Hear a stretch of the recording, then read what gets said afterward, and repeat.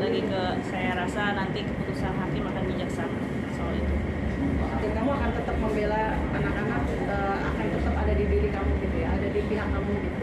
Pastinya, insya Allah.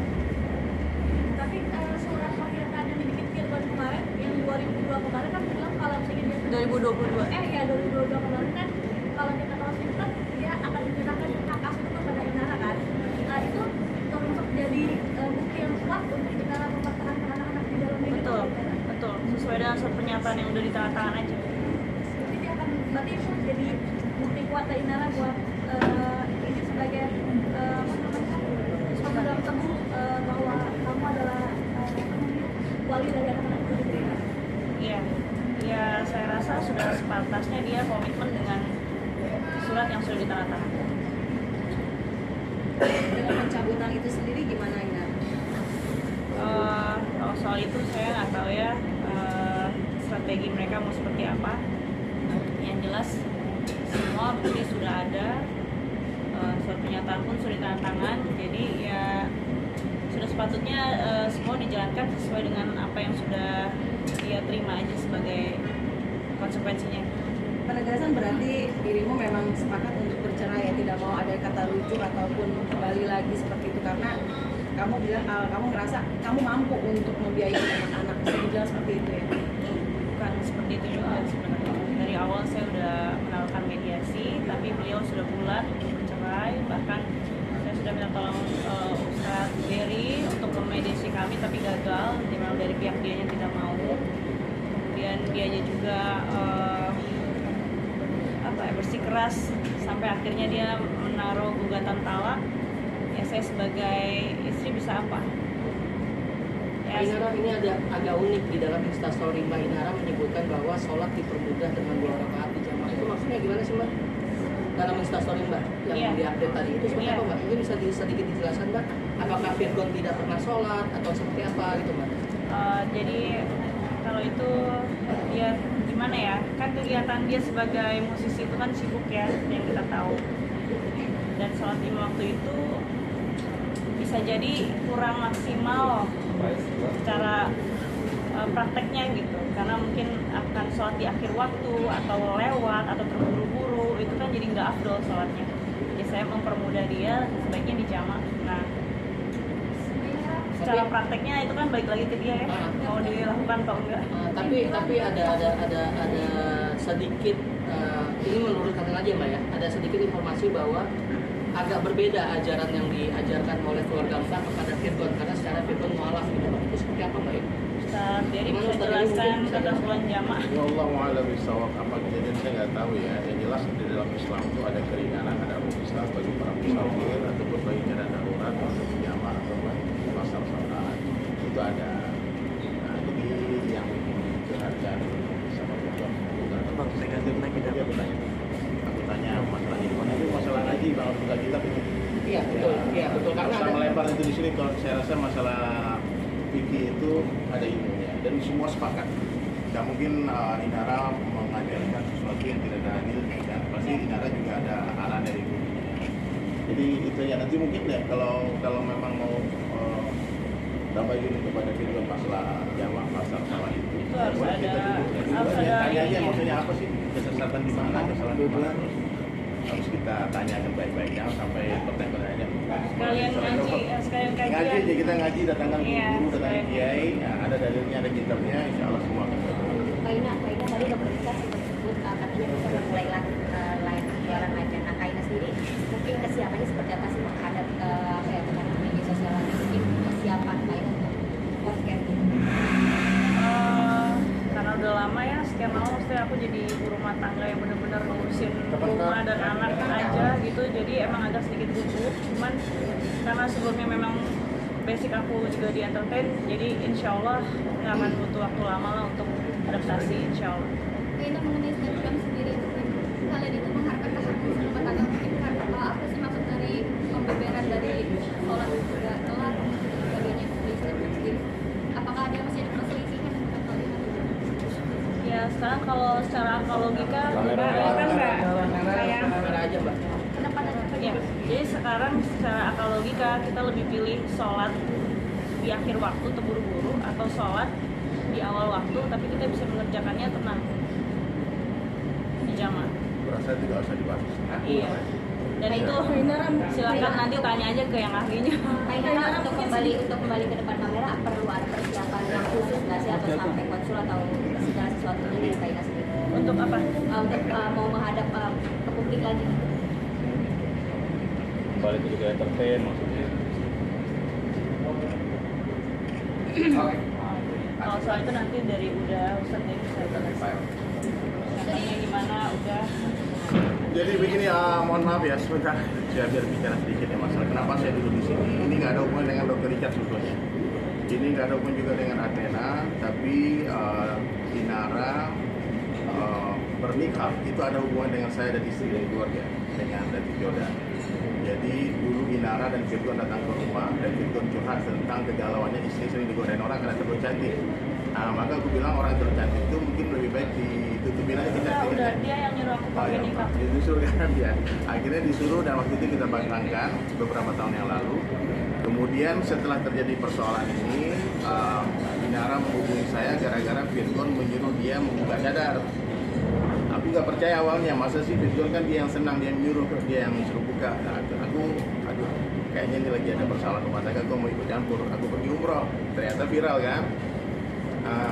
Subhanallah, aku tanya langsung Firgon, brother, benar gak antum suruh Ina buka cadar? Dia kata, betul kan enggak, aku kayaknya pengen Ina seperti biasa-biasa aja, biar nanti keluarga juga bisa melihat kecantikan dia, bukan buat aku aja. Aku kasih tahu Ina, sebetulnya cadar dalam Islam itu tidak wajib. Kalau memang suamimu menginginkan buka cadar, silahkan dibuka aja. Cuman Ina nggak mau buka karena dia pakai karena Allah, bukan karena suami, katanya. Enggak, pokoknya aku nggak mau buka, katanya. Jadi begitu. Jadilah percekcokan masalah cadar juga ada.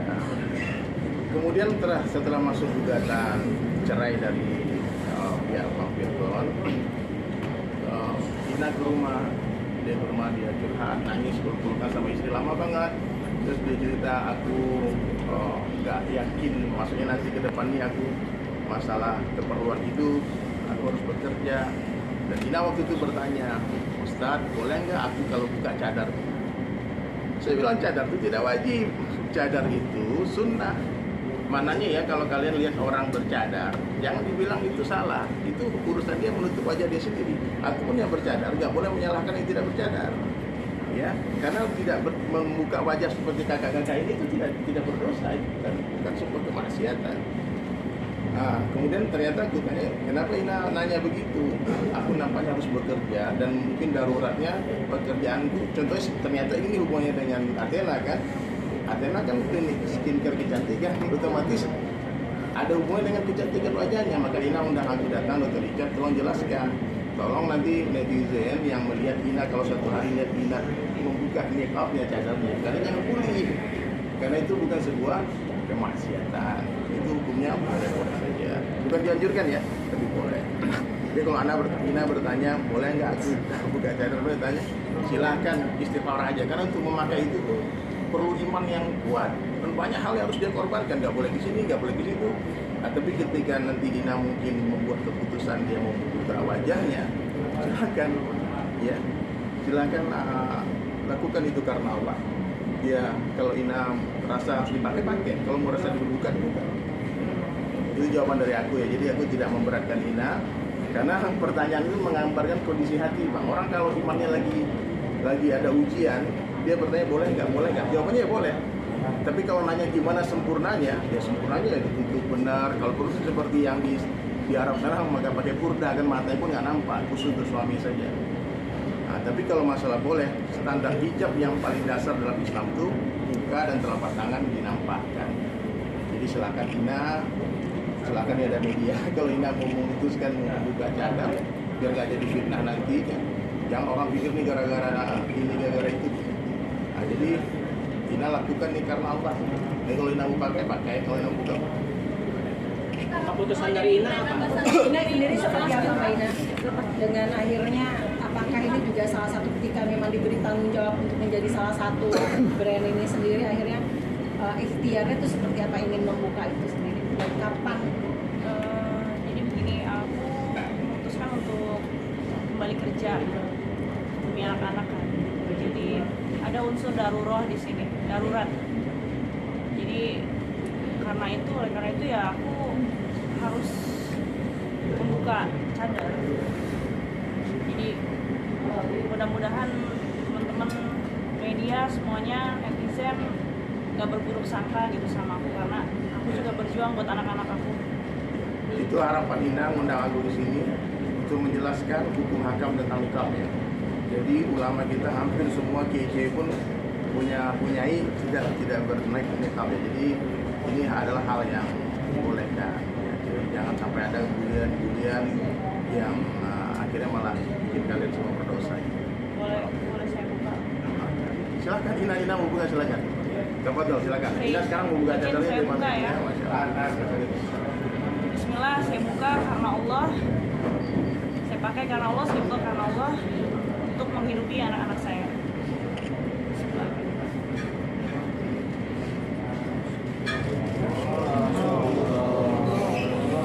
Masya Allah semuanya. Tundukkan pandangan, brother. Lara kesini Kak Ina.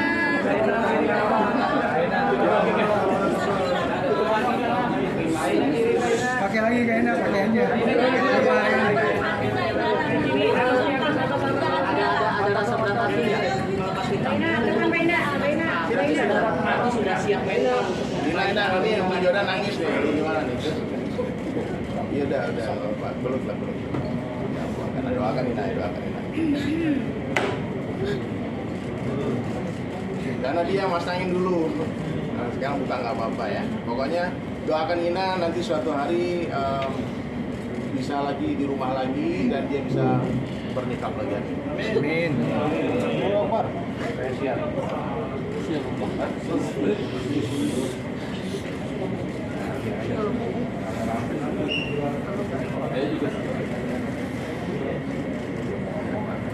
Insyaallah. Doakan Ina ya semuanya ya. Bisa kita doakan juga dengan hubungan rumah tangga Ina baik-baik saja. Ini ujian yang harus dilewati. Apapun solusinya nanti mungkin tetap bersama ataupun berpisah itu adalah yang terbaik dari Allah. Betul nggak dok? Betul. Nanti Kalau dari Mbak Ina sendiri seperti apa? udah kuat banget. Oh, kuat. Termasuk dengan bulian-bulian nantinya. Pasti akan ada kan? Insya Allah. Kuliah itu nggak ada artinya apa-apa buat saya. Yang paling penting buat saya itu ya saya bisa menghidupi anak saya itu aja. Butuh berapa lama Inara memutuskan untuk melepas nikah?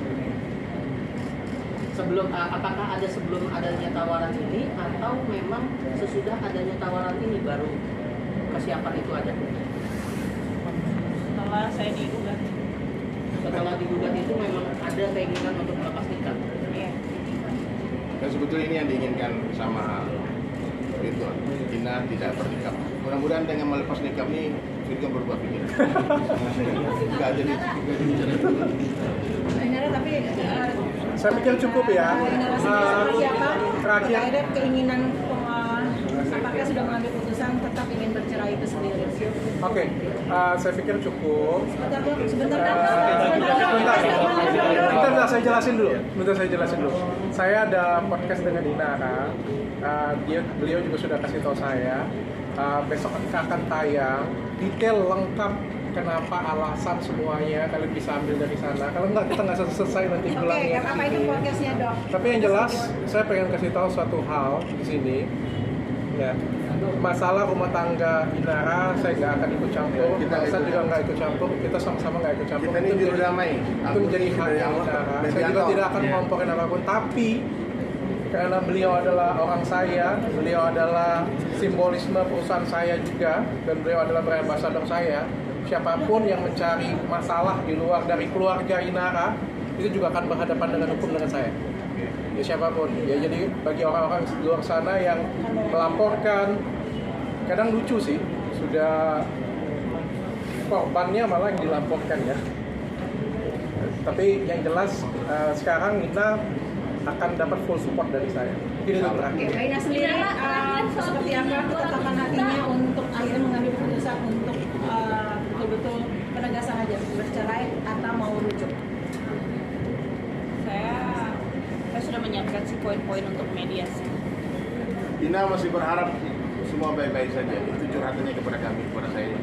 Cuman tinggal di pihak sana mau baik-baik apa tetap mau lanjut ke pengadilan dan ribut-ribut itu kayaknya keputusan di tangannya. Inara terakhir sekaligus klarifikasi bahwa kabarnya katanya ibunya Gilbert bilang 200 juta ada tujuan jadi judi segala macam. Klarifikasi Inara seperti apa? Seperti yang udah pernah aku klarifikasi di Instastory sebelumnya, aplikasinya jelas, perusahaannya jelas, terdaftar di BNI. Jadi OJK sekali lagi tidak akan melindungi perjudian. Berarti itu bukan buat perjudian. Bukan. Itu kan ada ilmunya. Apa itu saham kah atau seperti apa? Itu saham. Oke, cukup ya. Terima kasih banyak semuanya. Selamat malam. All the best everybody, Masya Allah. Waduh, nggak bisa diri. Dah. Ya kita tinggal tunggu aja proses hukumnya. Nah, soal buktinya sendiri, Inara punya bukti kuat nggak sih? Kan katanya kan kalau Tina itu harus punya bukti yang logis segala macam. Inara sendiri apakah ada bukti seperti itu? Pastinya ada. Kalau nggak ada, saya nggak akan